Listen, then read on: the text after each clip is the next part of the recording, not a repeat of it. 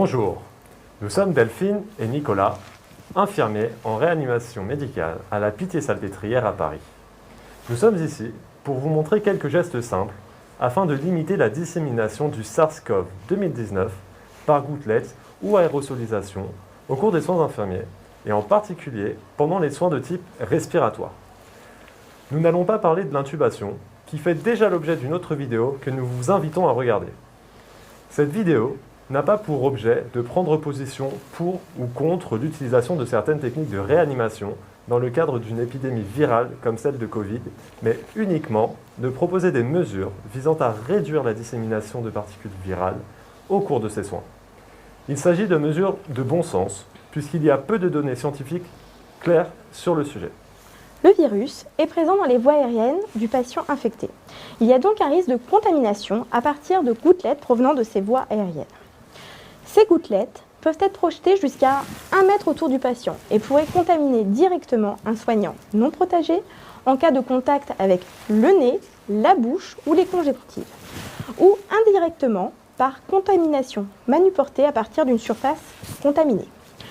Notez bien que la partie extérieure de votre équipement devient potentiellement contaminée après exposition.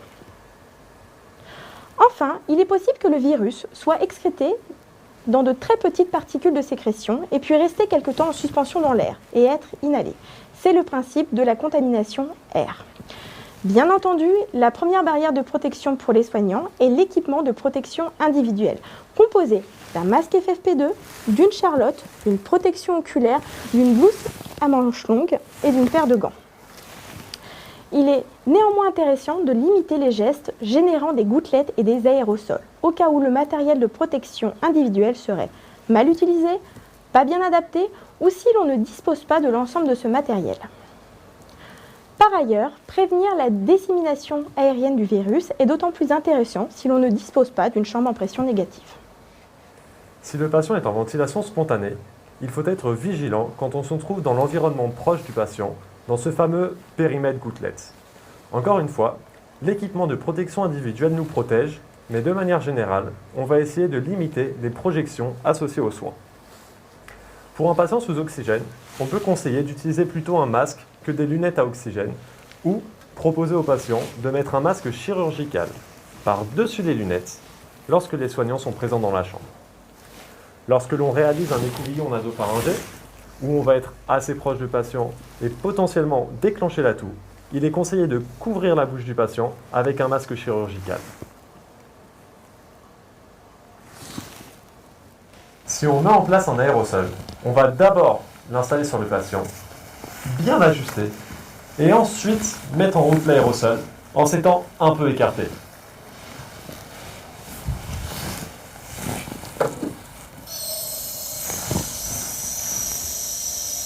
Pendant l'aérosol, on essaie de ne pas rester trop proche du patient. Pour l'arrêter, on fait l'inverse de l'installation, c'est-à-dire qu'on coupe les gaz et qu'ensuite seulement on se rapproche du patient pour aller lui enlever le masque. Si vous mettez le patient sous oxygène à haut débit, il faut veiller à ce que les canules nasales soient bien ajustées pour éviter un effet G. On voit ici que ça tire un peu et donc on sent qu'il y a un G qui part par ici. On réajuste. Et voilà. Si vous devez installer une ventilation non invasive, nous recommandons de bien ajuster le masque, puis seulement ensuite de connecter le circuit.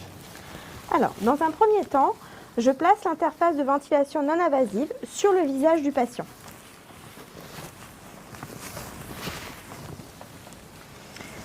Une fois le masque bien positionné, on serre les anses de manière symétrique.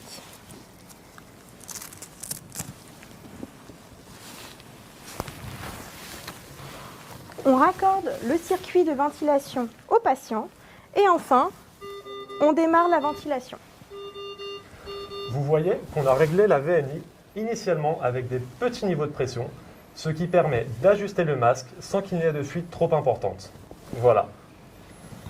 Ensuite, on augmente progressivement la pression jusqu'à atteindre la prescription en ajustant progressivement et en surveillant la tolérance du patient.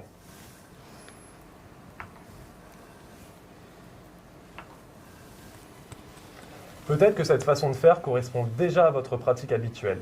Si ce n'est pas le cas, vous remarquerez que cette méthode offre l'avantage d'être particulièrement bien tolérée par le patient, ce qui augmente les chances de succès de la ventilation non invasive. Quand la séance est terminée, nous allons faire exactement l'inverse. D'abord, éteindre le ventilateur, puis dans un second temps, enlever le masque. Comme ça ne souffle pas partout.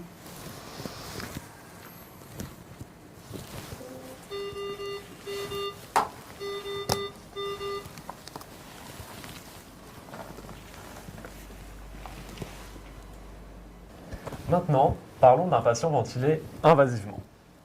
Un tel patient va disséminer probablement moins de virus à partir des voies respiratoires qu'un patient en ventilation spontanée. Par contre, toute déconnexion du circuit va être un geste à risque. Pour éviter la dissémination de virus au cours des aspirations trachéales et des prélèvements respiratoires, la solution est d'utiliser un système clos. Donc ici, nous avons notre circuit clos et nous allons réaliser une aspiration trachéale avec un prélèvement. Dans un premier temps, je vais placer le piège après le système clos et au niveau du système d'aspiration.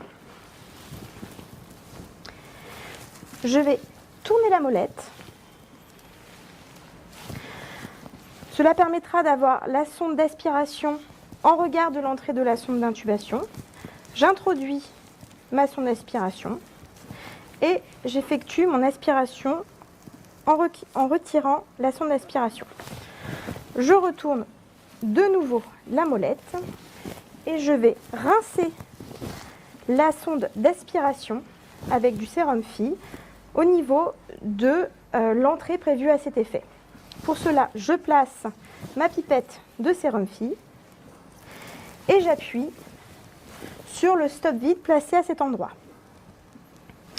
Une fois cette étape réalisée, je vais récupérer mon échantillon au niveau du piège que je pourrai récupérer en dévissant à ce niveau-là. Pour réaliser d'autres types de prélèvements respiratoires, on peut passer un fibroscope ou un PDP par cet orifice, juste ici, qui est muni d'une valve pour rester là encore le plus clos possible. On l'a dit, toute déconnexion du circuit est un geste à risque. En effet, la déconnexion est susceptible de générer des projections et une aérosolisation. On les limite au maximum, mais certaines sont inévitables. Par exemple, quand il faut changer le filtre. Dans de tels cas, afin de limiter les risques de projection au cours de la déconnexion, il faut empêcher tout débit d'air à travers le circuit du ventilateur. Une astuce intéressante consiste à effectuer la manœuvre de déconnexion au moment d'une pause télé-expiratoire de quelques secondes. La plupart des ventilateurs ont une commande pour réaliser une pause expiratoire. Ici, c'est ce bouton. On va programmer le temps nécessaire pour effectuer la manœuvre. Là, je programme 10 secondes. Je la valide. Je vérifie bien que le débit arrive à 0, ce qui m'assure qu'il n'y a pas de débit dans le circuit du ventilateur. On peut alors réaliser la manœuvre. Si on a besoin de repositionner la sonde, ce qui nous paraît le plus simple et le plus efficace ici, si c'est compatible avec l'état du patient et que le médecin est d'accord, c'est de mettre en veille le ventilateur le temps du repositionnement de la sonde. Ici, l'astuce de la pause télé-expiratoire ne va pas très bien fonctionner puisqu'on resterait quand même en pression positive dans la trachée. Il faut commencer impérativement par une bonne préoxygénation. Ensuite, on va bien aspirer au maximum le patient dans la bouche et en fond de gorge de manière à ce qu'il y ait le moins de sécrétion possible. Ensuite, on desserre le cordon et on se prépare. On y va ? Alors, dans un premier temps, je préoxygène mon patient. Je vais par la suite aspirer les sécrétions dans la bouche et en fond de gorge. Si ma sonde d'intubation le permet, je vais aspirer les sécrétions susglottiques. Je me prépare, je desserre mon cordon. Delphine, tu peux mettre en veille le ventilateur.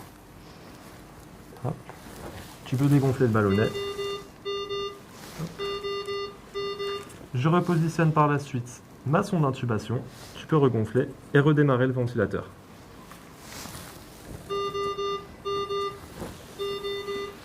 Et je refixe mon cordon.